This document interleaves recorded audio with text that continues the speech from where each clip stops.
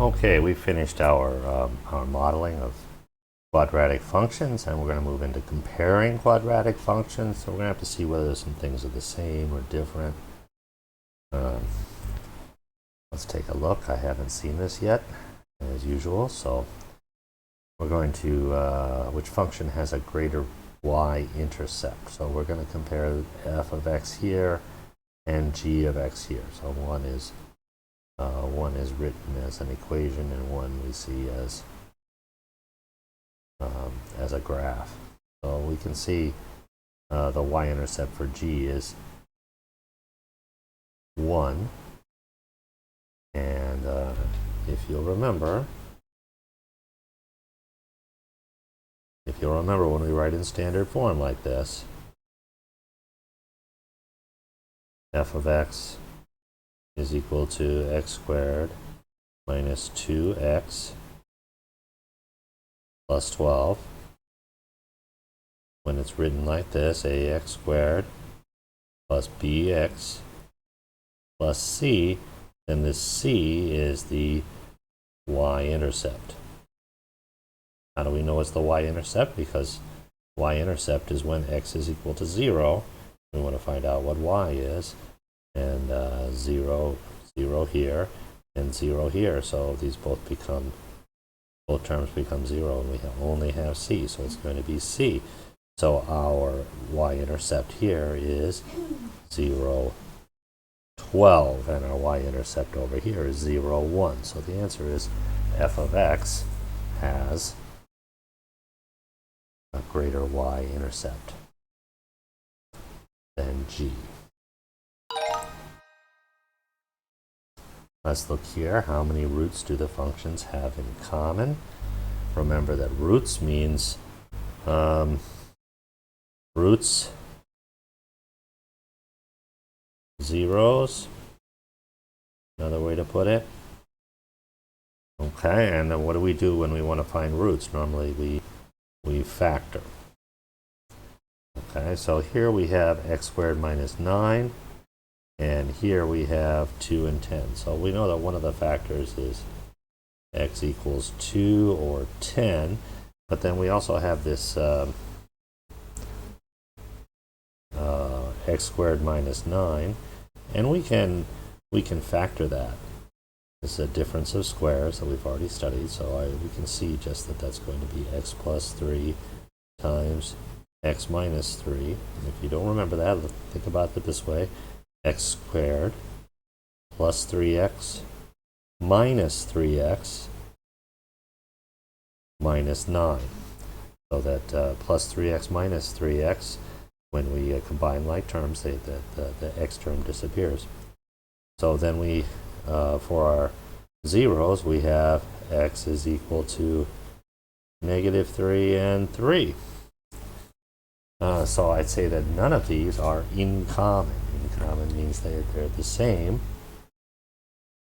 So our choices are f and g share the same roots. They're not the same roots. F and g share one root in common, meaning the same, but have another root that is not shared.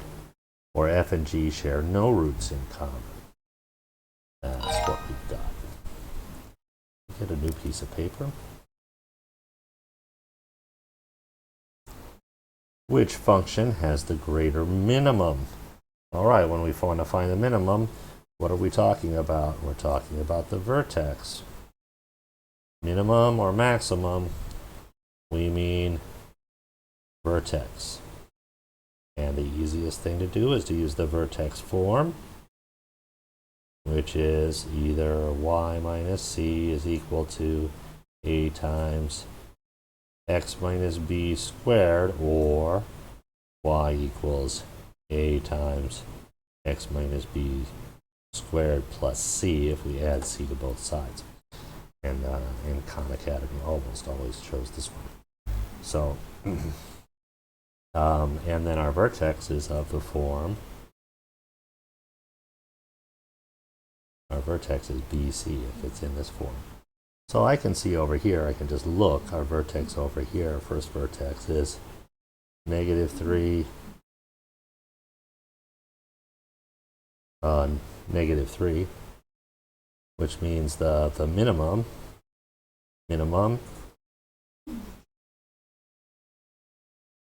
is negative 3. That's the farthest it goes down for g of x. Now for f of x, we have x minus 4 minus 3. So we have x minus 4, that's 4, negative 3, and the minimum is negative 3. So our minimum is the same for both of them. So our choice is f has a greater minimum than g, or g has a greater minimum than f, or f and g share the same minimum. They share the same minimum, which is negative 3.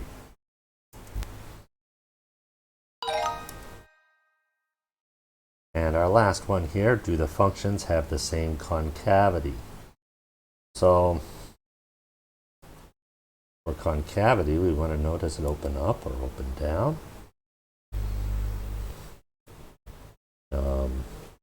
So when we have a standard form, that looks like ax squared plus bx plus c, or we have the vertex form. These are not the same b's and c's. Okay, or we have something that looks like this.